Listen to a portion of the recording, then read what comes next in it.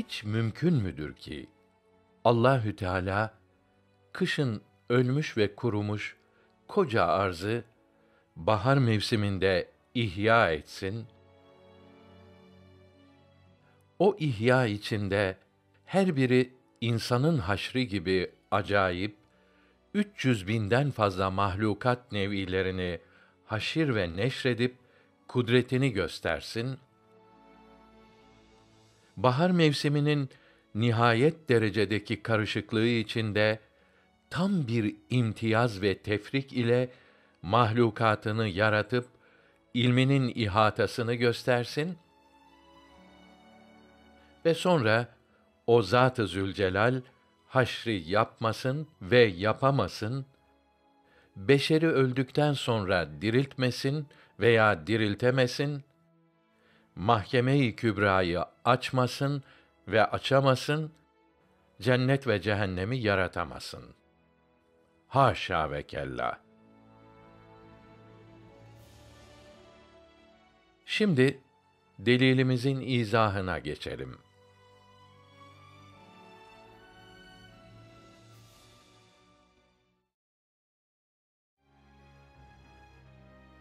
Görüyoruz ki şu âlemin sahibi olan Zat her asırda, her senede, hatta her günde bu dar ve fani yeryüzünde öldükten sonra dirilmenin pek çok emsalini ve numunelerini icat ediyor.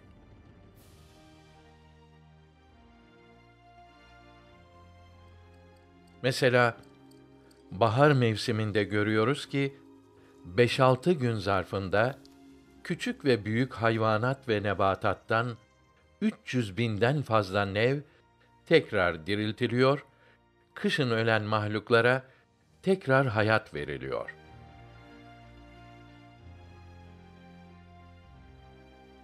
Bütün ağaçların ve otların kökleri ve bir kısım hayvanlar aynen ihya edilip iade ediliyor. Yaratılan o mahluklar neredeyse bir önceki kışta ölen mahlukların aynısı oluyor.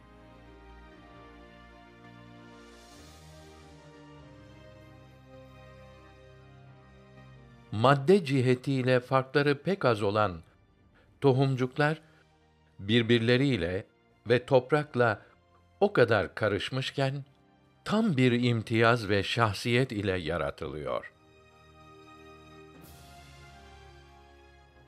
Hem de o kadar süratle birlikte tam bir kolaylık, intizam ve denge içinde 6 gün veya 6 hafta zarfında ihya ediliyor.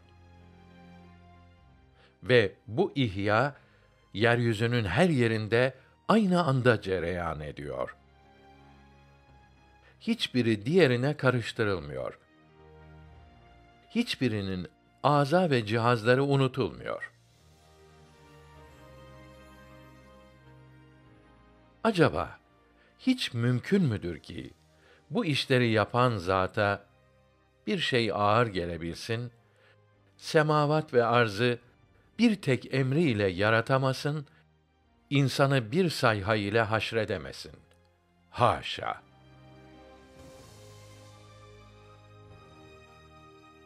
Dilerseniz bu hakikate misaller dürbünüyle bakalım.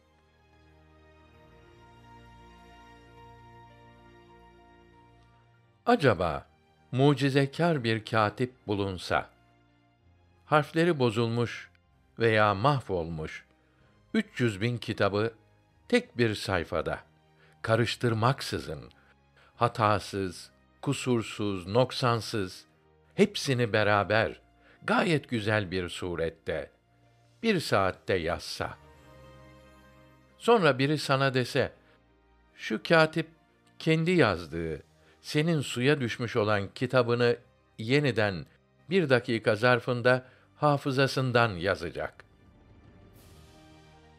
Sen diyebilir misin ki, yapamaz ve inanmam? Elbette diyemezsiniz. Zira 300 bin kitabı bir sayfada yazabilen bir zata, senin suya düşmüş kitabını yazmak çok kolaydır. Zaten suya düşmüş kitabını da evvelce o yazmıştır. Yani kitabının bütün yazılarını ezberinde biliyordur. Aynen bu misal gibi şu yeryüzü de bir sayfadır.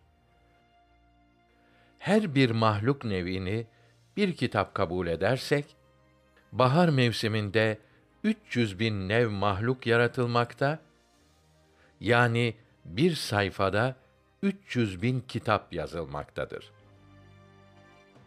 Ve hiçbir kitap diğeriyle karıştırılmamakta, hiçbir hata, hiçbir kusur ve hiçbir karışıklık gözükmemektedir. Acaba hiç mümkün müdür ki bahar sayfasında 300 bin kitabı karıştırmaksızın yazabilen bir zat, bizim suya düşmüş olan kitabımızı tekrar yazamasın? Halbuki bu kitabı da daha önce o yazmıştı. Acaba tek bir sayfada yazılan 300 bin kitabı göz ile gördükten sonra kendi hayat kitabımızın bir daha yazılacağından şüphe edebilir miyiz?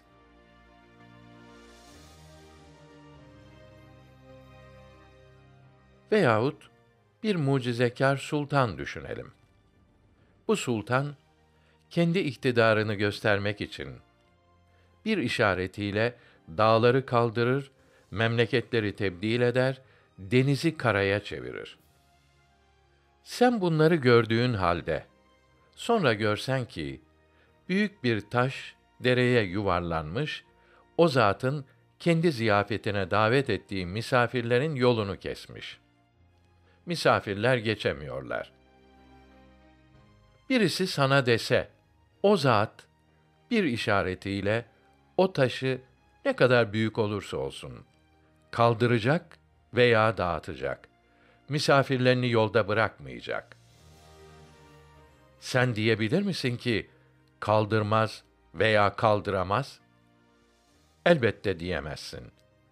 Zira bir işaretiyle dağları kaldırması, memleketleri tebdil etmesi ve denizleri karaya çevirmesi ispat eder ki onun kudreti bir taşı kaldırmaya elbette yeter.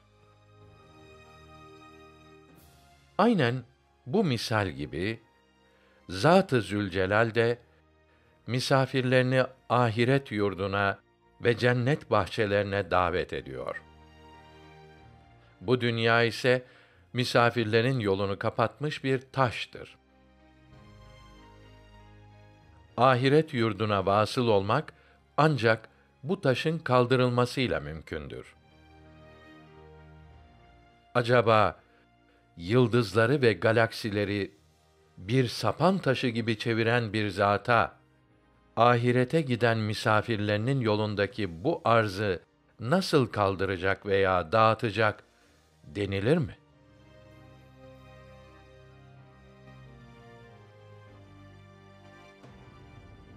Ya da şu misalin dürbünüyle hakikate bak ki, bir zatın bir günde büyük bir orduyu teşkil ettiğini görsen, sonra biri dese, o zat bir boru sesiyle fertleri istirahat için dağılmış olan taburları toplar, taburlar emri ve nizamı altına girerler.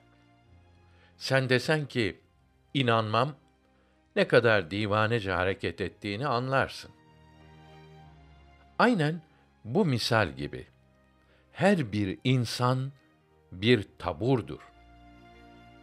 Atom ve zerrelerse bu taburun askerleri. Bu taburun kumandanı olan Cenab-ı Hak, atom ve zerreleri bir araya getirerek insanı yaratmıştır. Elbette bu taburu yoktan yaratan zat, ölüm ile istirahate çekilen bu taburun askerleri olan zerreleri bir boru sesiyle toplayacak ve insan taburunu tekrar teşkil edecektir.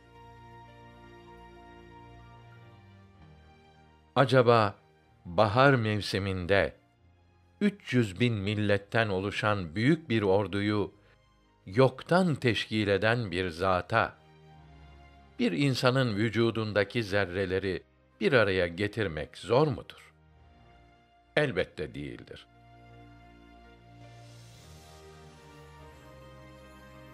Hem öldükten sonra dirilme, öyle akıldan uzak görülecek bir mesele de değildir. Zira her asırda, her senede ve hatta her günde haşrin ve neşrin yüzlerce misalleri gözükmektedir. İşte bazıları. Kışın ölen mahluklar baharda tekrar yaratılır. Her gün gece ile öldürülür ve ertesi sabah tekrar yaratılır. Uyku ile insanlar öldürülür, sabah tekrar diriltilerek neşredilir. Bulutlar semada toplanır, sonra dağıtılır ve sonra tekrar bir araya getirilerek haşrin numuneleri gösterilir. Kışın ölen ağaçlar, baharda cennet hurileri tarzında süslenir ve onlara hayat verilir. Hatta eğer hayalen 1000 sene evvel kendini farz etsen, sonra zamanın iki cenahı olan mazi ile müstakbeli birbirine karşılaştırsan, asırlar, günler adedince haşrin ve kıyametin misallerini ve numunelerini göreceksin. Acaba bu kadar numune ve misalleri müşahede ettiğimiz halde, insanın diriltilmesini akıldan uzak görüp inkar etsek, ne kadar divanelik olduğu anlaşılmaz mı? Şimdi bak, Kur'an-ı Azim bahsettiğimiz hakikate dair ne diyor?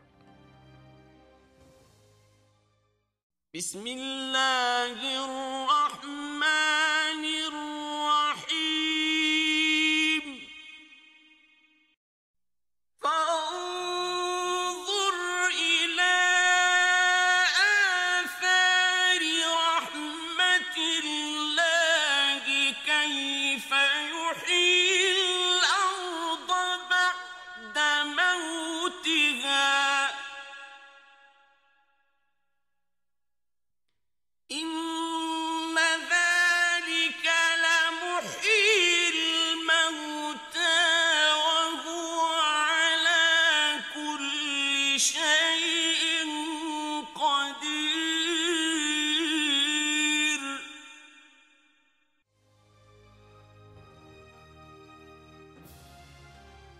Evet, mahşeri acayip olan şu koca arzı adeta bir hayvan gibi öldüren ve tekrar ona hayat veren, yeryüzünü beşer ve hayvana hoş bir beşik ve güzel bir gemi yapan,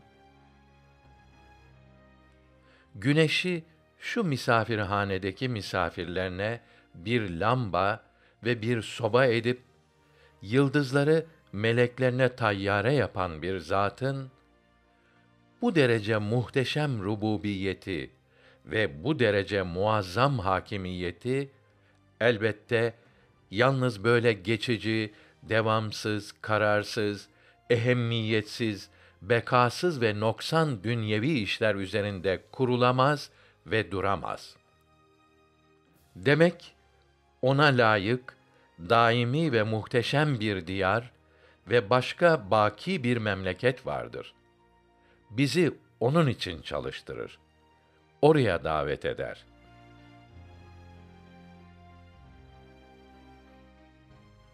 Şimdi bu delili maddeleyerek toparlayalım. 1.